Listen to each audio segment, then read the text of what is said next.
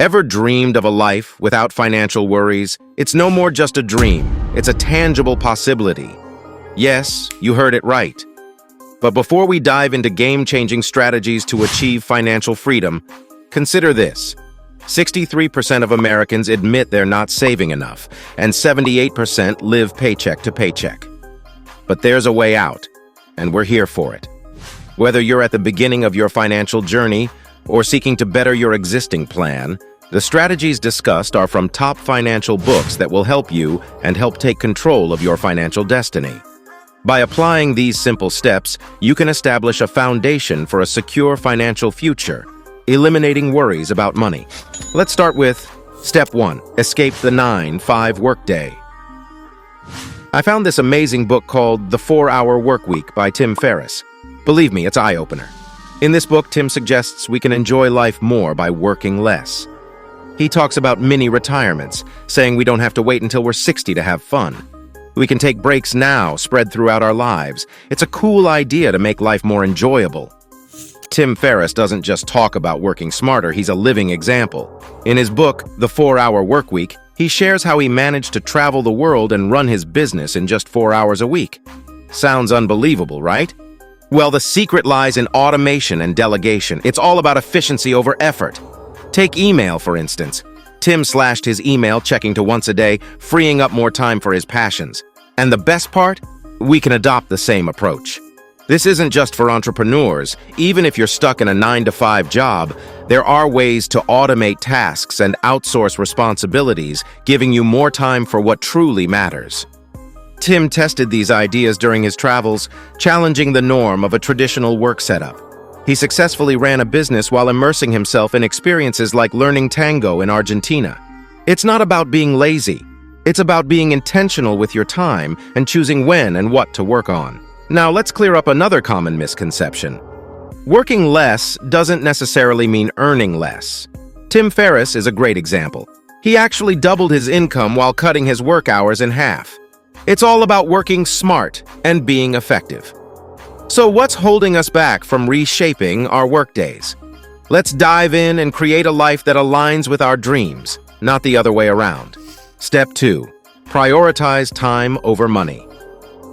Have you ever come across Grant Sabatier? Well, he's the author of Financial Freedom. Grant emphasizes, money only matters if it helps you live a life you love. He's on to something important. While many of us focus on chasing money, Grant highlights that time is the real treasure. Grant didn't always have a lot of money. At one point, he had only $2.26, but he didn't give up. He saw this as a signal to rethink his life. By the time he turned 30, he went from having no money to being a millionaire. How? He started thinking of money as a tool to buy back time, not just to get more stuff. Grant likes the idea of side hustles, doing extra things to make money.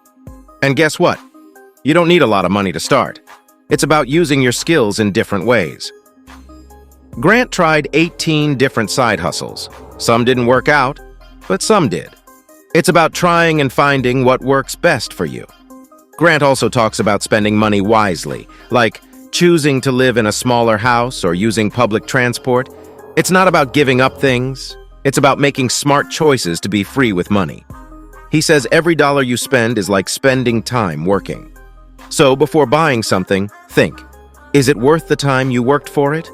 And here's the best part. It's not just about having a big bank account. It's about having the freedom to decide how you spend your time. That's the real richness, according to Grant Sabatier. Now on to step number 3, where we're dealing with something everyone faces, money management. Step 3, master the art of finances. Let's talk about Ramit Sethi's book, I Will Teach You to Be Rich. And no, it's not some quick way to get rich thing. It's about handling your finances smartly and practically. Our guide for this step is Ramit Sethi's I Will Teach You to Be Rich. And no, it's not a scheme promising quick wealth. It's a guide to smart and practical financial handling. Ramit has a clear message.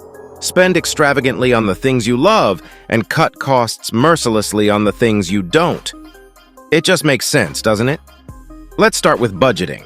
It's not about being overly thrifty, but understanding where your money is going.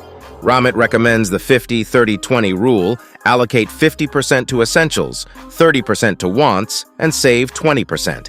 It's a simple and doable approach. Now, on to step 4. Here we dive into The Total Money Makeover by Dave Ramsey. This book is all about transforming your financial life. Step 4. Building wealth via investing. Dave's guiding principle is powerful. If you will live like no one else, later you can live like no one else. It's a philosophy centered around making sacrifices today for a brighter future. So what's the first step in Dave's plan? Building an emergency fund. Dave recommends starting with $1,000 as a safety net for life's unexpected moments. The peace of mind it brings can be surprisingly significant. The next move is to address debt using the snowball method. Start by listing your debts from smallest to largest and focus on paying them off in that order. It's not just about the numbers, it's about gaining motivation. Witnessing debts disappear one by one can be remarkably motivating. Step 5 is all about investing. And I get it. It can seem complex. But fear not. Jim Collins, in The Simple Path to Wealth, breaks it down in easy terms. Step 5. Simplifying investing. Jim Collins has a simple yet profound statement. Your wealth is not a measure of your intelligence. It's all about making intelligent, uncomplicated choices. Now let's delve into the stock market. Did you know that on average, the stock market yields about a 7% return over the long term after inflation? That's why Jim recommends investing in stocks for sustained growth. But here's the key. You don't need to stress about picking individual stocks. Instead, concentrate on low-cost index funds. They diversify your investment across multiple stocks, minimizing risk. Think of it like putting your money on the entire market instead of just one company. Every now and then, check and adjust your investment plan, but not too often. Once or twice a year is enough. Keep it simple. You don't need complicated financial stuff. Stick to the basics and stay on track. Investing is a long journey, not a quick sprint. Let's keep it simple on our way to building wealth. It's something everyone can do, one investment at a time. Step 6. Low-cost index funds. Now let's move forward to Step 6, where we explore the insights of the Boglehead's Guide to Investing. When it comes to low-cost index funds, even the most active fund managers struggle to beat the market. Over a 15-year span, approximately 92% of them fall short. This is where index funds shine. They simply follow the market, keeping expenses low. Speaking of fees, they're crucial.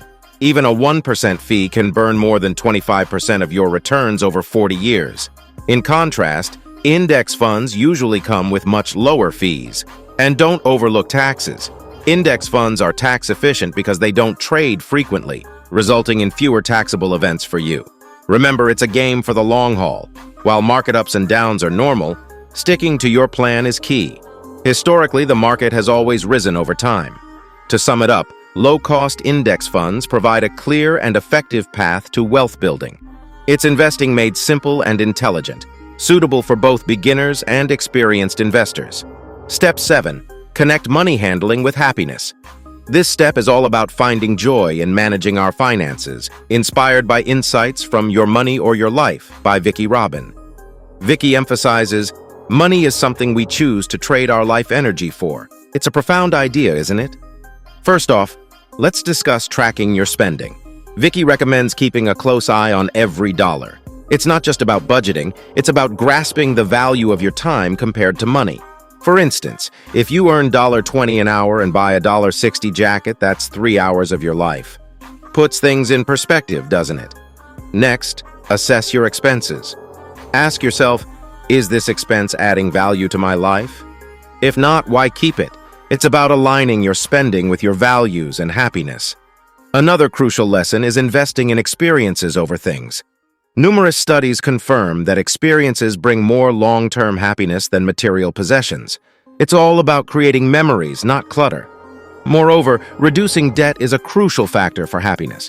The stress of debt can be overwhelming, and tackling it head-on can lead to a more peaceful and fulfilling life. So, let's reassess our relationship with money and transform it into a source of happiness rather than stress. Step 8. Achieve wealth regardless of income.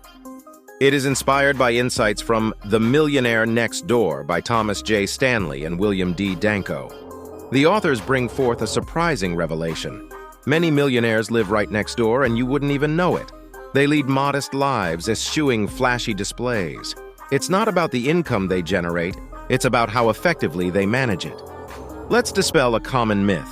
You don't need a six-figure income to accumulate wealth. It's more about prudent saving and wise investing than the size of your paycheck. Surprisingly, most millionaires are self-made individuals who earned their wealth.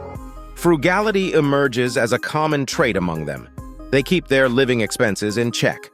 It's not about being stingy, it's about making intelligent financial choices. Consider this: the less you spend, the more you can save and invest. Another intriguing aspect is that many millionaires often drive older cars and don't feel the need to chase the latest models. This lifestyle approach highlights that true wealth isn't about showcasing affluence, but about thoughtful financial management. Absolutely, the authors make a compelling point about cars depreciating quickly. Why invest your money in something that loses its value rapidly? Millionaires, as revealed, often choose to prioritize value over flashiness when it comes to their vehicles. Moreover, many of these millionaires are entrepreneurs or engaged in less glamorous professions.